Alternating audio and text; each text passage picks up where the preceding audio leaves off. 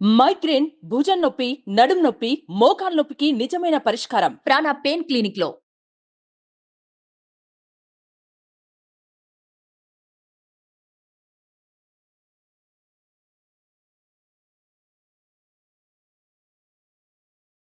పదవ రాశి మకర రాశి. 2025 సంవత్సరం మకర రాశి జాతకులకు ఆదాయం 8, వ్యయం 14, రాజపూజ్యం 4, అవమానం 5.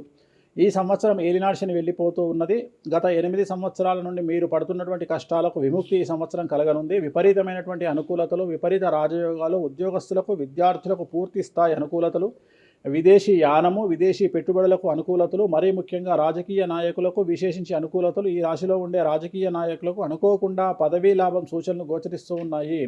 కొంతమంది ఈ రాశిలో ఉండే రాజకీయ నాయకులు మరియు పెద్ద మంత్రి స్థాయి వరకు వెళ్ళే అవకాశాలు గోచరిస్తూ ఉన్నాయి. ఈ సంవత్సరం కాకపోతే కుటుంబంలో ఎవరైనా ఒకరు మీకు దూరం అయ్యేటువంటి పరిస్థితులు కనిపిస్తూ ఉన్నాయి. అంటే ఇంత పాజిటివ్గా ఉన్నా ఎవరో ఒకరు ఈ సంవత్సరం కుటుంబంలో నుండి ఒక వ్యక్తి మీకు దూరం అయ్యేటువంటి కనిపిస్తూ ఉన్నాయి. స్త్రీలకు ఈ సంవత్సరం అనుకూలంగా ఉండబోతుంది. చాలా చాలా బాగుంటుంది. స్త్రీలకు ఉద్యోగపరంగా, విద్యాపరంగా, వ్యాపారపరంగా అన్ని రకాలుగా ఈ స్త్రీలకు ఈ సంవత్సరం అనుకూలంగా ఉండబోతుంది. మరీ ముఖ్యంగా వైద్య రంగంలో ఉండేవారికి విశేషించి ఈ సంవత్సరం అనుకూలమైన ఫలితాలు ఉంటాయి. విద్యా వ్యాపారంలో, వైద్య వ్యాపారంలో ఉండేవారికి ఈ సంవత్సరం విశేషించి అనుకూలంగా ఉండబోతుంది. ప్రభుత్వ ఉద్యోగంలో పనిచేసే వారికి ఈ సంవత్సరం ప్రమోషన్లు గోచరిస్తూ ఉన్నాయి. ఈ సంవత్సరం అన్ని రంగాల వారికి విశేషించి యోగకాలంగా భావించాల్సి ఉంటుంది. మనకు వచ్చేది 2025 ఆంగ్ల సంవత్సరాది.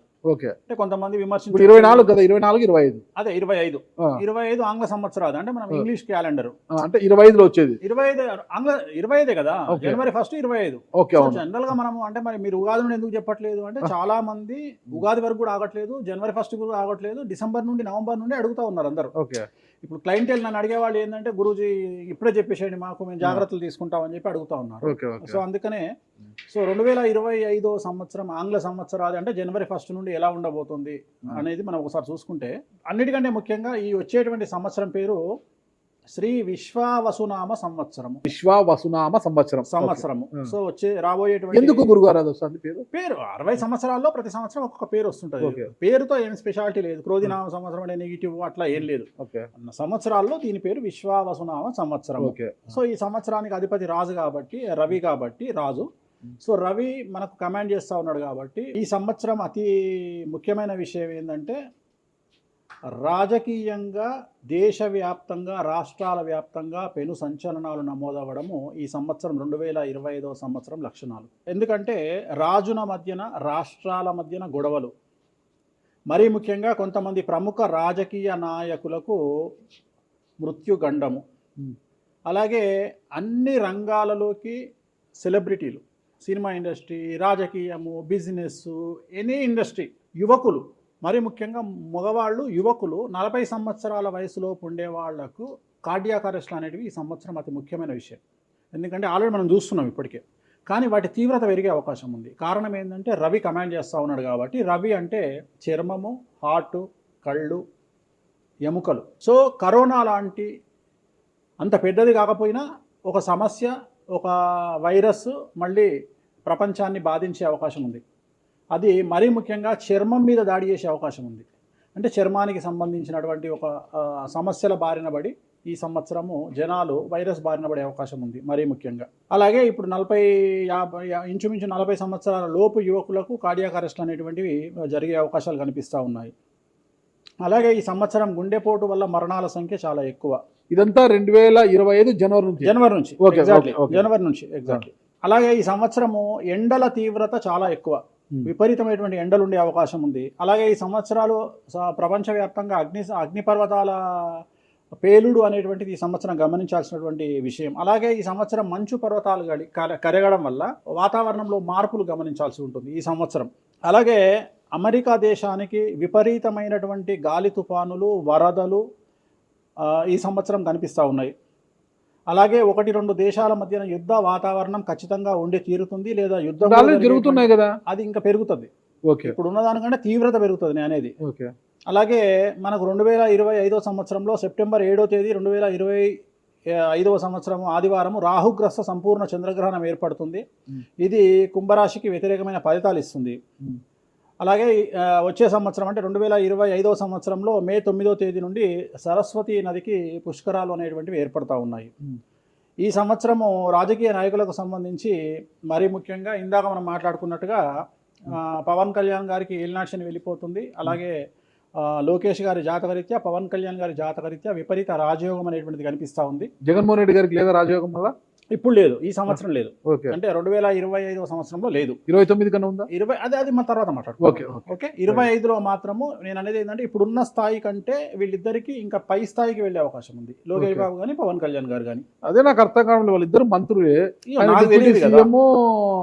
మంత్రి, నాకు అర్థం కాదు. ఇంకా ఇప్పుడు ఉన్నటువంటి పదవుల కంటే కూడా గొప్ప పదవులను వీరు పొందేటువంటి అవకాశాలు కనిపిస్తున్నాయి. రాజ్యసభ తీసుకుని కేంద్రానికి వెళ్తారా ఏంటి? కేంద్ర మంత్రులు అవుతారా? కేంద్ర మంత్రులు వెళ్తారా? పెద్దదే కదా, కేంద్ర మంత్రి అనేది పెద్దది కదా.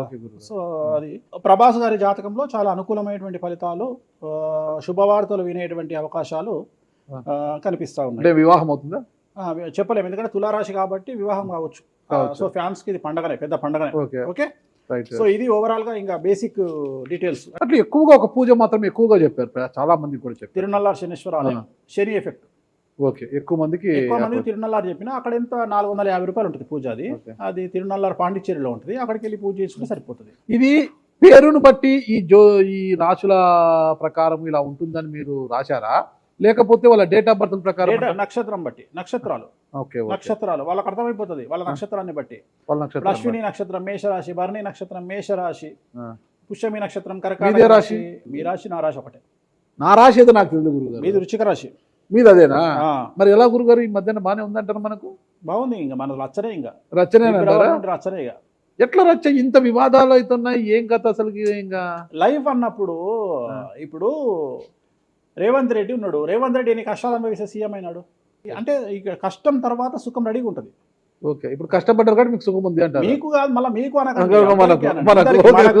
మనకు అందరికీ. ప్రతి మనిషి జీవితంలో పండ్లున్న చెట్టుకే రాయి దెబ్బలు, అంతేగాని పళ్ళు లేని చెట్టుని కూడా పట్టించుకుంటాడు.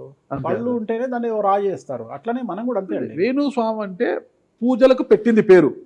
పెద్ద పెద్ద రాజకీయ నాయకులకు, ముఖ్యమంత్రులకు, కేంద్ర మంత్రులకు, పెద్ద పెద్ద వాళ్ళకు కూడా ఇక్కడ కాదు, మీరు అబ్రాడ్స్ కూడా వెళ్ళి పూజలు చేసి వస్తున్నారు. చాలా కాస్ట్లీ స్వామి, చాలా గొప్ప పూజలు చేస్తుంటారు, అంత పవర్ఫుల్ పూజలు. అంటే ఇప్పుడు మీరు చేస్తున్న పూజల మహిమ వల్లనే మీ మీద ఇన్ని వివాదాలు వచ్చినా కూడా మీరు బయటపడగలుగుతున్నారు. 100% పర్ఫెక్ట్. ఇక దానికి ఆన్సరే లేదు. ఇక ఇప్పుడు మనం కొట్లాడాలంటే 10 రకాలు ఉంటాయి, మనం కొట్లాడతలేము. అందుకనే మనం ఒకటే, మన పూజల్ని మనం నమ్ముకుంటున్నాం అంతే, అమ్మవారిని నమ్ముకుంటున్నాం. ఇప్పుడు ఒక్కొక్క సమస్యకి ఒక్కొక్క అమ్మవారు పరిష్కరిస్తారు దశమహావిద్యల్లో, మనం అదే చేస్తున్నాం. ఇప్పుడు నేను ఒకటే మాట చెప్తా, కాంట్రవర్సీస్ వచ్చినాయి, మీరు అడిగినరు, ఎన్ని సమస్యలు వచ్చినాయి. జనాలు ఏం ఆలోచిస్తారంటే వేణుస్వామి ఈ సమస్యల నుండి బయటపడతాడా, పడితే ఎలా పడతాడు? నేను ఒకటే అనుకుంటున్నా, ఇంతమందికి పూజలు చేసి వాళ్ళ సమస్యల నుండి బయటపడడానికి ప్రయత్నించే నేను, నాకు వచ్చిన సమస్యను కూడా అదే పూజల ద్వారా బయటపడడానికి ప్రయత్నం చేస్తున్నాను. వివాదాలు చుట్టుముడుతున్నాయి, సోషల్ మీడియాలో వైరల్ అవుతున్నాయి, ఉమెన్ కమిషన్ మీ మీద ఫిర్యాదులు చేశారు. ఇన్ని చేసినా కూడా ఎక్కడా మీకు ఉచ్చు బిగుసుకోవడం లేదు, బయటపడుతున్నారు. అంటే ఇది మీ పూజల మహిమనా, లేకపోతే ఏమన్నా బ్రైబ్ చేస్తున్నారా? అమ్మవార్లు ఇప్పుడు ఉదాహరణ, మనం తెలుగు రాష్ట్రాల్లో ఉంటాం, వెంకటేశ్వర స్వామి వారు అంటే మనకు తెలుసు. ఇప్పుడు తమిళనాడులో పెరుమాళ్ అంటారు వెంకటేశ్వర స్వామిని, అదే నార్త్ ఇండియాకి వెళ్తే బాలాజీ అంటారు. వాళ్లకు బాలాజీ అంటే చాలా భయం. అలాగే మన రాష్ట్రంలో మనకు తెలిసిన వాళ్ళకి కామాఖ్యలో ఉండే అమ్మవారు అంటే భయం, కానీ తెలియని వాడికి భయం ఉండకపోవచ్చు. వాడి ఇష్టం వచ్చినట్టు కామెంట్ చేయొచ్చు అమ్మవారు. చాలా మందికి మీరంటే భయం అనుకుంటా, అంటే మనం చేసే పూజల వల్ల ఉండొచ్చు. ఓకే, నేను అనేది ఏంటంటే, నేను చేసే అదే ఇందాక మనం మాట్లాడుకున్నప్పుడు అదే చెప్తున్నా, వామాచారంలో పూజలు చేయాలంటే భయపడతారు. కారణం ఏమిటి అంటే, ఖచ్చితంగా మందును ముట్టుకోవాలి, నాన్ వెజ్ను ముట్టుకోవాలి. దానికి వీళ్ళు చేసే పూజలు అడ్డుపడతాయి. అంటే వీళ్ళు సమాజంలో భయపడతారు కాబట్టి వీళ్ళు వాటి జోలికి పోరు. తాంత్రిక పూజలు లాగా ఉంటాయి. తాంత్రిక తంత్ర మార్గం అంటారు దాన్ని. శ్రీకాళహస్తిలో కాదు శ్రీకాళహస్తిలో రావుకేతు పూజ చేయించుకున్నారు కదా, తాంత్రిక పూజలే. అది నిమ్మకాయ పెడితే తంత్రమే, గుర్తుపెట్టుకోండి. నిమ్మకాయ ఎక్కడ పెట్టినా తంత్రమే. మిమ్మల్ని కాపాడుతోంది మీరు చేస్తున్న పూజల మహిమే. అంతే అంతే అంతే, వాళ్ళే చూసుకుంటారు. నేను అనే పాయింట్ ఏంటంటే, నేను ఒకటే చెప్తున్నానండి, తప్పు చేస్తే నన్ను అమ్మవారు సర్వనాశనం చేస్తుంది. ఓకే, అమ్మవారిని విమర్శిస్తే వాళ్ళ సంగతి అమ్మవారు చూసుకుంటది. అంతేనా? అంతే. ఇక నాకు అవసరం, నేను కొట్లాడను చెయ్యను, నాకు అనవసరం, నాకు లొల్లే వద్దు. నాకు నేను దేవుళ్ళని నమ్ముకున్నా, నా పని అదే. నాకు హిమాచల్ ప్రదేశ్ కామాఖ్య కాకపోతే, బాగాలముఖి కాకపోతే, తారాపీఠ పోతే, ఇప్పుడు మన తారాపీఠ పోయి వచ్చిన. చాలా మందికి తెలియదు, తారాపీఠ అని కలకత్తా నుండి 300 కిలోమీటర్లు ఉంటుంది. మీరు కావాలంటే గూగుల్ చేయొచ్చు. తారాపీఠ అని అమ్మవారు అండి. ప్రతిరోజు శ్మశానంలో ఉంటుంది అమ్మవారు, ఒరిజినల్ శ్మశానంలో ఉంటుంది. ప్రతిరోజు అమ్మవారికి ప్రసాదం అంటే డెడ్ బాడీ దహనం అయినాకనే అమ్మవారికి నైవేద్యం పెడతారు. అంత పెద్ద ప్రసిద్ధమైనటువంటి దేవాలయం. అమ్మవారు శివుడికి పాలిస్తూ ఉంటుంది. తారాపీఠ అంటుంది దాన్ని. శ్మశానంలో ఉంటుంది.